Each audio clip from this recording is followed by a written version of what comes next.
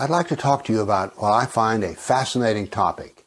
That is the topic of Islamic ethics, and in particular a part of Islamic ethics which are called sacred deception or Taqiyya, T-A-Q-I-Y-Y-A. Let me give you a few ethical rules that come from the Hadith. A Muslim doesn't cheat another Muslim in business. A Muslim doesn't kill another Muslim.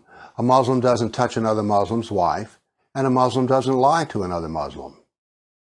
Do you notice something here? That's right. You and I are left out because you see, Islam is not a symmetric ethical system. The golden rule is symmetric. Do unto others as you would have them do unto you. That is, there's a balance here. The other and yourself are seen as equal. But in Islam, if you're a kafir, you're never equal to the Muslim. Islam does not have a golden rule. The kafir is always inferior. Now then, let's talk about lying and deception. First, let's start with the fact that Allah has 99 names, and one of those 99 names is He is the best of deceivers. But Allah is also the best of plotters and schemers. So given that, is it too surprising that we find in the Quran, chapter 16, verse 106, those who disbelieve in Allah after having believed, who open up their hearts to disbelief, will feel the wrath of Allah and have a terrible punishment. In other words, apostates can be killed or otherwise punished.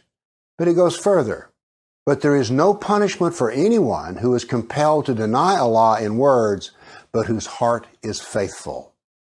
So in other words, a Muslim can lie about Islam if it serves Islam.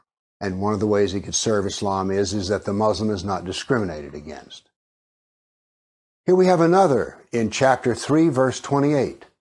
Believers should not take kafirs, unbelievers, as friends in preference to other believers. Whoever does this shall have no relationship left with Allah. In other words, if you're a real friend, you're no longer a friend of Allah. Unless you but guard yourself against them, taking precautions. What this is interpreted to mean is that a Muslim can act friendly, but he's not actually the friend.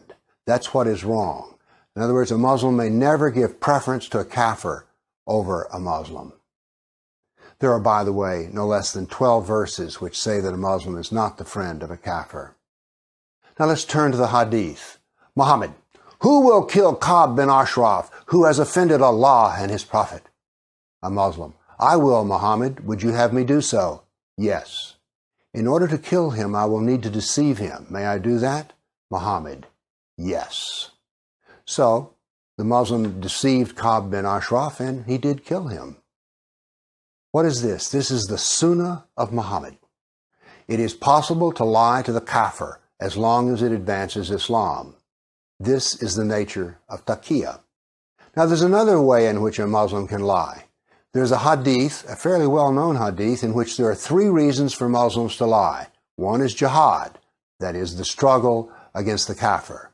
So a Muslim can lie to you anytime he needs to advance Islam. The other is a Muslim may lie to another Muslim if it will make the situation better.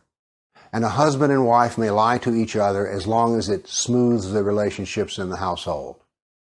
So deception is part of Islam. Allah is a deceiver, Muhammad was a deceiver, and therefore every Muslim can be a deceiver. It is so special that it has a name, Taqiyya.